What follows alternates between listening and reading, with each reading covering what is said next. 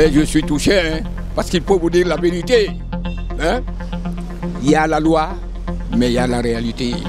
Il y a la loi, mais il y a l'exception. Affectueux public de Guinée Buzz TV, bienvenue dans notre régulière retrouvaille citoyenne. Le procès des événements du 28 septembre met en jeu des personnalités qui, malgré leur statut, n'ont pas reçu de traitement particulier. C'est le cas de M. Moussa Dadis Camara. Cet état de fait nous pousse à vous interroger. Si vous étiez le procureur, auriez-vous pris la décision de mettre M. Moussa Dadis Camara en prison à la veille de l'audience, malgré son statut d'ancien président? Suivez l'avis de nos intervenants. Vous avez bien dit, si c'était moi qui étais à sa place, en tant qu'un ancien chef d'État qui a dirigé ce pays-là, et il avait pris sa propre volonté de venir pour que le jugement soit fait devant lui, pour faire des révélations et des témoignages, j'allais le mettre à la résidence surveillée, à cause de la volonté qu'il a manifestée pour le jugement là, pour ce procès-là. Alors, il y a quand même d'autres qui disent que l'article 252 du Code de procédure pénale dit qu'il devrait quand même être mis en prison. Mais vous n'êtes pas d'accord avec cet avis? Bon, moi je ne suis pas un homme de droit. En tant qu'un chef, à cause de leur statut, vraiment, de faire montrer un peu d'humanisme, faire l'exception. Parce que chez nous, les théologiens qui divulguent certaines lois divines, même au monde de l'au-delà, il y a l'exception, même chez Dieu. Il y a l'exception, hein? C'est vrai. Donc moi j'ai parlé dans ce cadre-là. Sinon je connais bien la loi. Parce que dans l'Ancien Testament, dans le livre de Proverbes, c'est écrit dans le chapitre 34, verset 34, « Seule la loi élève les nations. Tant qu'on n'arrive pas à vénérer la justice, les lois, Dieu nous laisserait dans l'abandon. » Donc la loi c'est la loi. Mais des fois, n'importe quelle loi, dans cette vie-là, il y a l'exception. Dieu même accepte l'exception. Pourquoi pas nous les humains? Dadis aujourd'hui est un présumé coupable. Mais pour l'instant, rien n'indique que Dadis est coupable. Hein? Il ne faudrait pas que l'on prenne Dadis, est-ce que vous avez compris, le dégrader de cette manière? Parce que jeter quelqu'un en prison sur lui, enlever une partie de sa dignité. Hein? Attendons que la Cour nous avise que Dadis est coupable. Hein? Là, on va lui confier une tenue de prisonnier. Hein? Mais dévêtir Dadis comme ça, ben, je suis touché, hein? Parce qu'il faut vous dire la vérité. Hein? Il y a la loi, mais il y a la réalité. Il y a la loi, mais il y a l'exception. Hein? Il n'y avait pas un président, est-ce que vous avez compris, qui avait de la fougue plus que M. Sékou Touré. Mais tous les gens qu'il a envoyés au Kambouaro, il les a envoyés avec leur tenue. Certains sont entrés avec leurs souliers, d'autres sont venus en costume. C'est quand maintenant ils passent devant la commission d'enquête, il se trouve qu'ils sont, est-ce que vous avez compris, coupables, qu'on leur affecte la tenue de prisonnier. Donc hein? Pour vous, Moussa Dadis, avec son statut d'ancien président, ne devait pas avoir sa place en prison? Il ne le doit pas. Hein? Ce que les Européens ne font pas chez eux. On a vu, est-ce que vous avez compris? Ben, Sarkozy. Hein? Sarkozy a été reproché de quelque chose. Hein? Mais il n'a eu qu'une prison formelle. Hein? Et aujourd'hui, Sarkozy jouit, est-ce que vous avez compris, de son statut d'ancien président. Hein? Et la charge qu'on avait portée sur Sarkozy, c'était une charge grande. Hein? Donc ici, c'est pas parce que c'est un procès, est-ce que vous avez compris, importé de la CPI, c'est pas un procès extraordinaire, c'est un procès, est-ce que vous avez compris, à la portée du peuple. C'est nous qui sommes en train de nous juger pour nous donner quand même une certaine fiabilité. Hein? Par conséquent, si ça va jusque-là, moi je me plie en deux et je demande au juge, au monsieur le procureur, en faveur de Dadis, d'accepter, est-ce que vous avez compris, de le laisser dans cette tenue. Alors maître, l'autre question c'est, est-ce que pour vous le fait de placer M. Moussa Dadis Camara en prison, la procédure a été respectée selon vous? Oui, de notre point de vue, la procédure a été respectée parce qu'il a bénéficié de ce qu'on appelle le contrôle judiciaire depuis l'entame de la procédure. Il a été inculpé et placé sous contrôle judiciaire. Mais à la veille de l'audience, au plus tard à la veille de l'audience, il devait se constituer prisonnier, conformément à l'article 252 du Code de procédure pénale. Donc, il est venu effectivement répondre à l'appel du parquet. Et dès lors qu'il est arrivé au parquet, il se constituait prisonnier. La question qui se pose était de savoir comment le conduire en prison. Donc, en termes de logistique, le procureur n'a fait qu'informer le régisseur de la maison centrale que M. Moussa Dadis Camara et 5 de ses co-accusés avaient déjà accepté de se constituer partie civile. Donc, ils ont été conduits en prison dans un bus. Le bus aussi, l'explication elle est simple. Ils ne pouvaient pas accepter que chacun des accusés puisse aller à la maison centrale dans son propre véhicule. Donc, raison sécuritaire, étant donné l'importance de ce procès, donc ils sont allés à la maison centrale en tant que prisonniers constitués volontairement et conformément à la loi. Donc, nous pensons que cette démarche, elle est régulière. Il n'y a aucune illégalité, il n'y a aucun aspect arbitraire par rapport à leur détention à la maison centrale de notre point de vue. Et légalement, je pense que ce n'est pas discutable. Alors, maître, l'autre question, c'est quelle réponse vous donnez aux personnes qui disent qu'on aurait pu prendre en compte son statut et le mettre dans une résidence privée? Écoutez, nous pensons qu'un accusé ne doit pas bénéficier d'un traitement pénal spécial.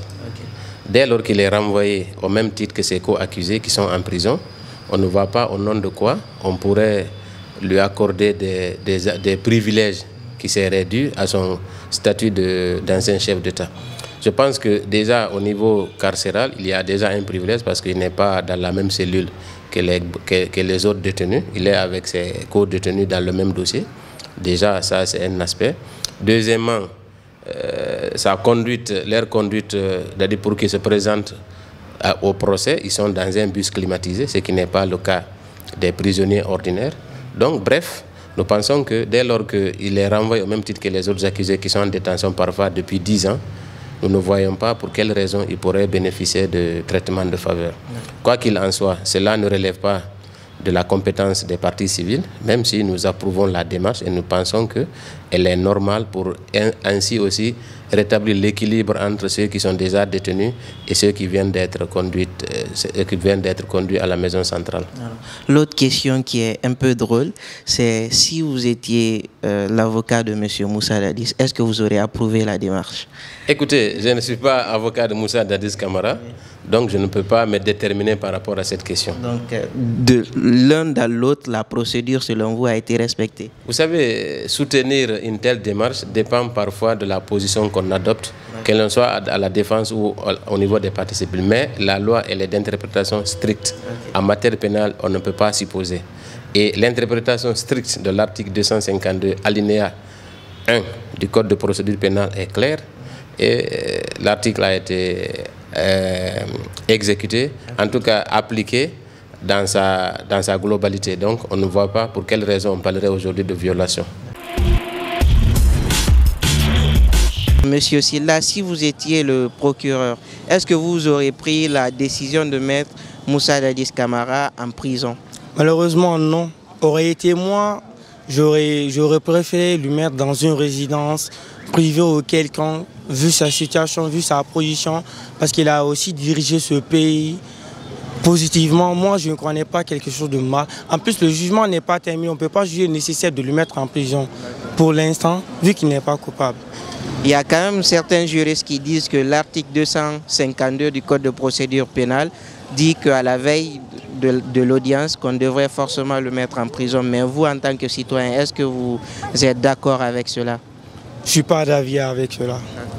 Donc, de ce fait, je ne connais pas pour les autres, mais pour Moussa Dadis Camara, je préfère qu'on le mette dans une résidence privée. Alors, Monsieur Souma, si vous étiez le procureur, est-ce que vous aurez pris la décision de mettre M. Moussa Dadis Camara en prison? Non. Pourquoi? Parce qu'il a été le président de la République de Guinée, de ce pays. On doit le mettre au moins dans une résidence surveillée, comme Donald Trump aux États-Unis. Donc pour vous, il y a quand même certains qui disent que l'article 252 du Code de procédure pénale dit qu'à la veille de l'audience, on devrait le mettre en prison. Mais vous, en tant que citoyen, est-ce que vous êtes d'accord avec cela? Non, je ne suis pas d'accord. La place de Moussa Dadis Camara, ce n'est pas en prison, c'est une résidence surveillée parce qu'il a été le président aussi de la nation Guinée. Donc on doit le mettre dans une résidence surveillée pour que ceux qui viennent derrière nous aussi comprennent que quand tu deviens président de la Guinée, on doit te mettre dans une résidence surveillée, pas en prison. Déjà, chez nous ici en Guinée, il n'y a pas de prison conçue pour les cadres, pour les riches. On n'a qu'une seule prison en Guinée qui contient dans ce pays-là, c'est le Sirété, maison centrale. Et nous, en tant que citoyens guinéens, on en a marre d'entendre le nom Sirété. Le fait de placer M. Moussa Dadis Camara en prison à la veille de l'audience, est-ce que pour vous la procédure a été respectée? Écoutez, c'est en toute illégalité que le procureur de la République près le tribunal de première instance de Dixine a décidé d'ordonner l'arrestation et la détention de M. Moussa Dadis Camara et 5 de ses co-accusés. Le procureur s'est fondé sur les dispositions de l'article 252, alinéa 1er du Code de procédure pénale qui dispose qu'à la veille de l'audience, l'accusé ayant bénéficié d'une liberté provisoire ou l'accusé n'ayant pas été détenu doit se constituer prisonnier. Nous avions une autre lecture que nous avons fait savoir au procureur de la République.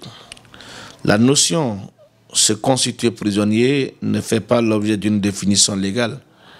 Ni le code pénal, ni le code de procédure pénale n'en fait allusion. Nous avions fait savoir à monsieur le procureur que la définition donnée par les gens cyclopédies que se constituer prisonnier veut simplement dire se mettre à la disposition des autorités judiciaires et qu'il était impossible en l'état d'obliger un accusé à retourner ou à retrouver la maison centrale sans titre de détention. Nous lui avons dit que sur le fondement de l'article 645 du Code pénal, il est formellement interdit et même passible de sanctions pénales à un agent pénitentiaire de recevoir et de détenir un accusé sans mandat de dépôt, sans mandat d'arrêt, sans un ordre d'écrou, sans une décision de justice. Nous avions déploré que les choses se passent ainsi. Le procureur de la République, sur la base d'un simple courrier, a ordonné au régisseur de recevoir nos clients qui, dit-on, se seraient constitués prisonniers. C'est ce qui était d'ailleurs lisible sur le rôle d'audience d'hier. C'est illégal, c'est arbitraire. C'est pourquoi nous avions décidé d'engager une procédure de référé pour contester le motif de cette détention. D'accord. Alors, maître, d'entrée de jeu, la procédure a été biaisée. Est-ce que pour la suite, vous êtes inquiet? Bon, il y a quand même lieu de s'inquiéter quand on sait que le procureur qui s'est comporté manifestement en violation de la loi partage les mêmes locaux que ceux qui sont censés apprécier le fond de cette affaire. Pour l'heure, nous ne faisons pas d'a priori sur les magistrats qui seront en charge de juger cette affaire. Nous les invitons simplement à comprendre que c'est un dossier qui polarise l'attention de l'opinion nationale et internationale. C'est un dossier qu'il faut traiter avec, certes, beaucoup de sérénité, mais il faut également le traiter avec impartialité, indépendance et neutralité. Nous ne voudrions pas que des influences extérieures venant de qui que ce soit soient de nature à incriminer des innocents ou à libérer des coupables. Nous avions quand même exprimé une certaine inquiétude quand le procureur de la Cour pénale internationale s'est donné le pouvoir de déclarer qu'il veillera sur ce procès. Je me suis posé la question, mais de quel pouvoir se fonde le procureur de la Cour pénale internationale pour prétendre veiller sur un procès? Je pense que c'est une question éminemment guinéenne. C'est une affaire qui a été instruite par des magistrats guinéens. Aujourd'hui, c'est une affaire qui est en train d'être jugée par un tribunal guinéen et sur le territoire guinéen. Je ne vois pas en quoi le procureur de la Cour pénale internationale peut se permettre de bien vouloir donner des directives ou des injonctions à la justice guinéenne. C'est un plaisir renouvelé pour moi de vous servir. J'espère vous retrouver très prochainement pour d'autres numéros de Et si c'était vous. Alors, à très bientôt.